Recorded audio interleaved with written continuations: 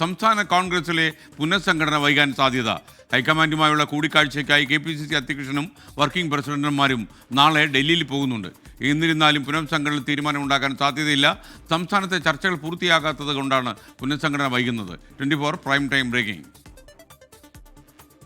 KPCC അധ്യക്ഷൻ സണ്ണി ജോസഫും working പ്രസിഡന്റുമാരായ PC വിശ്വനാഥും ഷാഫി പറമ്പിലും ചൊവ്വാഴ്ചയാണ് ഡൽഹിക്ക് പോകുന്നത്.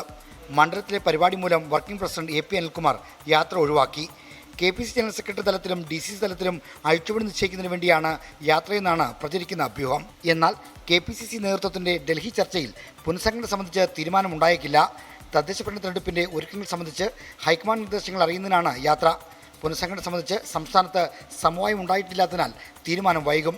രമേശ് ചെന്നിത്തല അടക്കമുള്ള പ്രവർത്തക സമിതി അംഗങ്ങളുമായുള്ള ചർച്ച പൂർത്തിയാകാത്തതാണ് കാരണം. നിർണായകമായ തിരഞ്ഞെടുപ്പ് കാലമായതിനാൽ സംസ്ഥാനത്ത് സമവായം ഉണ്ടാക്കി മുന്നോട്ട് പോയില്ലെങ്കിൽ അപകടമാണ്. തിരഞ്ഞെടുപ്പ് അടുത്ത സാഹചര്യത്തിൽ പുനഃസംഘടന നടത്തിയാൽ അത് വിപരീത ഫലം ചെയ്യുമോ എന്നും നേതൃത്വത്തിന് ആശങ്കയുണ്ട്. ചെറിയ മാറ്റങ്ങൾ വരുത്തി പുനഃസംഘടന പേരിൽ ഒതുക്കിയാൽ മതിയെന്ന ആവശ്യം മുതിർന്ന നേതാക്കളും ഉന്നയിക്കുന്നുണ്ട്. ഈ ആശയക്കുഴപ്പങ്ങളാണ് പുനഃസംഘടനയിൽ തീരുമാനം വൈകുന്നതിൻ്റെ പ്രധാന കാരണം. 23 അംഗ KPCC ജനറൽ സെക്രട്ടറിമാരുടെ പ്രവർത്തനം വിലയിരുത്തി ആവശ്യമായ മാറ്റം വരുത്തണമെന്ന നിർദ്ദേശമാണ് നേതൃത്വത്തിന് മുന്നിലുള്ളത്. ജനറൽ സെക്രട്ടറിമാരുടെയും ജില്ലാ കോൺഗ്രസ് കമ്മിറ്റി അധ്യക്ഷന്മാരുടെയും പ്രവർത്തനം സംബന്ധിച്ച് AICC റിപ്പോർട്ട് തയ്യാറാക്കിയിട്ടുണ്ട്. KPCC ട്രഷറർ അടക്കമുള്ള നിർണായക തസ്തികകൾ വർഷങ്ങളായി ഒഴിഞ്ഞുകിടക്കുന്നു.